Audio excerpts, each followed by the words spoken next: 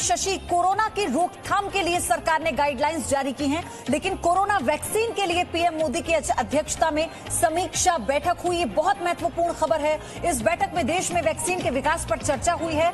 Corona के टीके को स्वीकृति से जुड़े मुद्दों की समीक्षा हुई। आप इसके संकेत समझिए। एक तरफ जब केंद्रीय स्वास्थ्य मंत्री इस बात के संकेत दे देते हैं कि जनवरी 2021 में स्वदेशी कोरोना वैक्सीन आ जाएगी, उसके बाद ये बैठक, सर्वदलीय बैठक, समीक्षा बैठक बहुत महत्वपूर्ण प्रधानमंत्री की कोरोना वैक्सीन के वितरण को लेकर इसमें चर्चा हुई है। खरीद से संबंधित महत्वपूर्ण मुद्दों पर चर्चा हुई है।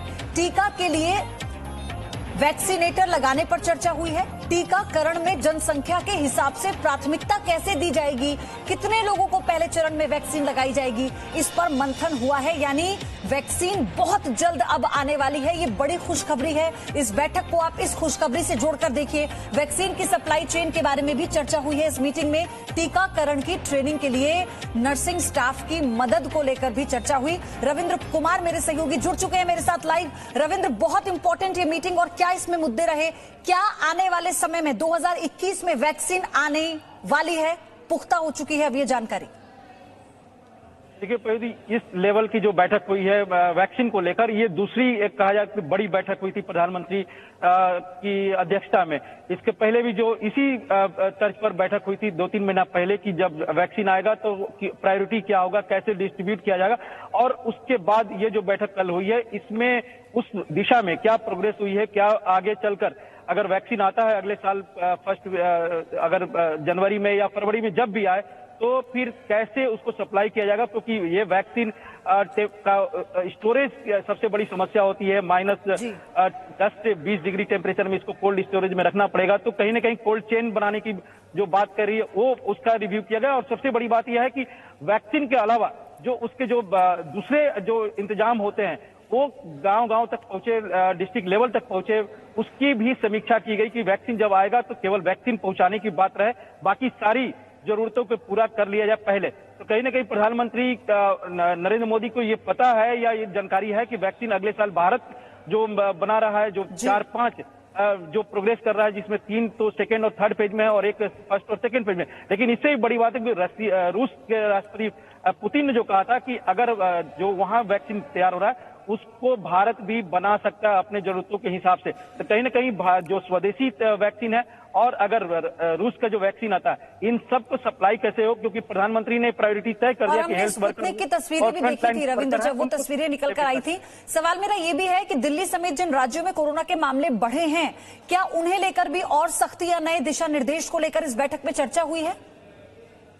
देखिए, ये बैठक सिर्फ और सिर्फ वैक्सीन को लेकर हुई थी, लेकिन दिल्ली और बाकी राज्यों में जिस तरह से कोरोना के संकट बढ़ते जा रहे हैं और कुछ स्टेट अपने या फिर जो शहर है वो अपने लेवल में उस दिशा में काम कर रहे हैं, लेकिन कहीं ना कहीं केंद्र सरकार के लिए भी चिंता की विषय। प्रधानमंत्री के निर्देश के बाद ही आपने देखा कि गृह मंत्री ने बड़ी बैठक बुलाई थी दिल्ली को लेकर, जिसमें अरविंद केजरीवाल सहित तमाम लोग उसमें मौजूद थे, और जो भी दिशा निर्देश, जो भी केंद्र सरकार की सहायता हो सकती है वो करने की बात कही गई थी। लेकिन सबसे बड़ी बात है कि राज्य सरकार को अपनी जिम्मेदारी जरूर निभानी पड़ेगी। ऐसा बीजेपी और केंद्र सरकार के कई मंत्रियों को कहना पड़ेगा कि केवल केंद्र सरकार के भरोसे राज्य सरकार इस दिशा में बहुत पुख्ता काम नहीं कर सकती है। तो कहीं ना कहीं दिल्ली में कोरोना की रोकथाम के लिए राज्य सरकार को भी उस तरह के कदम उठाने पड़ेंगे जो केंद्र सरकार की गाइडलाइन के अनुसार है। और लेकिन सबसे बड़ी बात है कि वैक्सीन जब आ जाता है, देखिए वैक्सीन जिस तरह के हर्षवर्धन ने भी कहा, डॉक्टर हर्षवर्धन ने भी कहा, और इस दिशा में माना जा रहा है कि जनवरी या फरवरी तक वैक्सीन आ सकता है स्वदेशी, वो गांव-गांव तक पहुंचे, सबको पहुंचे, क्योंकि प्रधानमंत्री तो जब केंद्रीय स्वास्थ्य मंत्री ने इस बात की जानकारी दी कि जनवरी 2021 तक वैक्सीन आ जाएगी, स्वदेशी वैक्सीन आ जाएगी, काम जोरों पर है, तो ये खुशखबरी थी।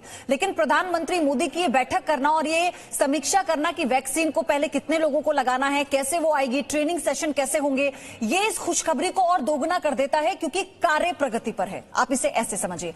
धन्यवाद आपका रविंद्र, सारी जानकारी साझा करने के लिए। आगे बढ़ते हैं। अब आपको ये भी जानना चाहिए कोरोना कैसे कहर बरपा रहा है एक बार फिर से, और किन राज्यों में, किन शहरों में नई गाइडलाइंस जारी की गई हैं, क्योंकि अगले साल कोरोना वैक्सीन तैयार हो जाएगी। हमने आपको बताया कोरोना वैक्सीन को लेकर जो तैयारियां हैं वो जोरों पर है। इसको लेकर ट्रायल शुरू हो गए हैं। स्वास्थ्य मंत्री हर्षवर्धन ने भी जी न्यूज से खास बातचीत के दौरान वैक्सीन पर क्या कहा था, पहले ये सुनिए। लोगों को इंतजार है कि वैक्सीन का, कई जहां से खबर आती है लोग उत्सुकता होकर जानने की कोशिश करते हैं। आप क्या संदेश देंगे देश के लोगों को? क्या उम्मीद भरी कोई खबर है? और जो दुनिया से वैक्सीन की खबरें आ रही हैं उसमें कितना? नहीं, देखिए, जो भारत है वो वैक्सीन बनाने के या वैक्सीन के रिसर्च या वैक्सीन के डेवलपमेंट के काम में दुनिया के किसी देश से पीछे नहीं है। और मुझे पूरा विश्वास है कि जब अगला साल शुरू होगा तो शुरुआती दौर में ही अगले साल के हमारे को वैक्सीन के उपलब्ध होने के समाचार भी मिलने शुरू हो जाएंगे। और अभी तो हम लगभग पिछले 2-3 महीने से पूरे देश में प्रायोरिटाइज करके कैसे किन ग्रुप्स को सबसे पहले, किसको उसके बाद, किसको उसके बाद हमें वैक्सीन देनी है और वो कैसे दी जाएगी। कम से कम 25-30 करोड़ लोगों को आने वाले जो साल में हम जुलाई अगस्त तक वैक्सीन देने की और उसकी मोडालिटीज़ की तैयारी कर रहे हैं।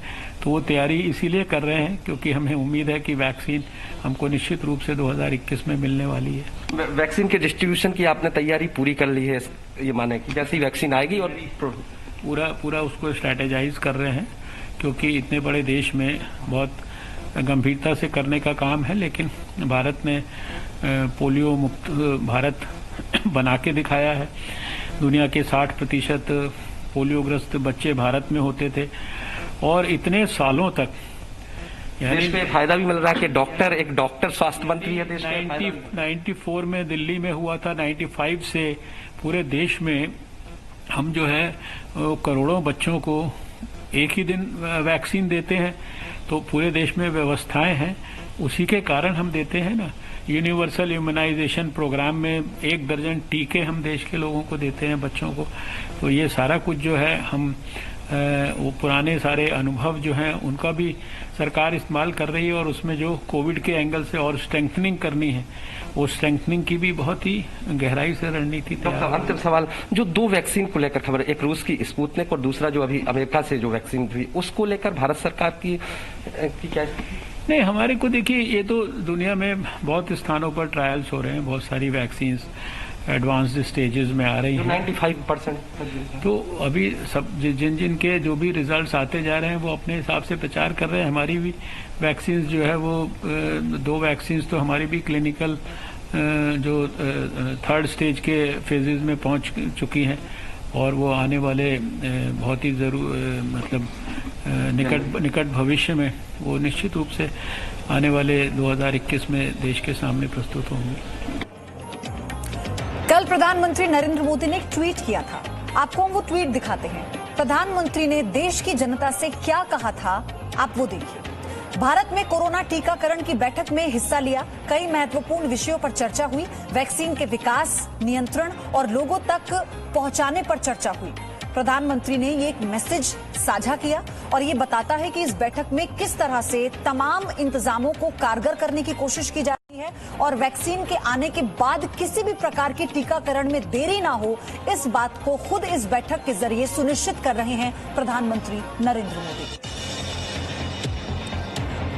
Presenting B News app available on Google Play and App Store. Download it now.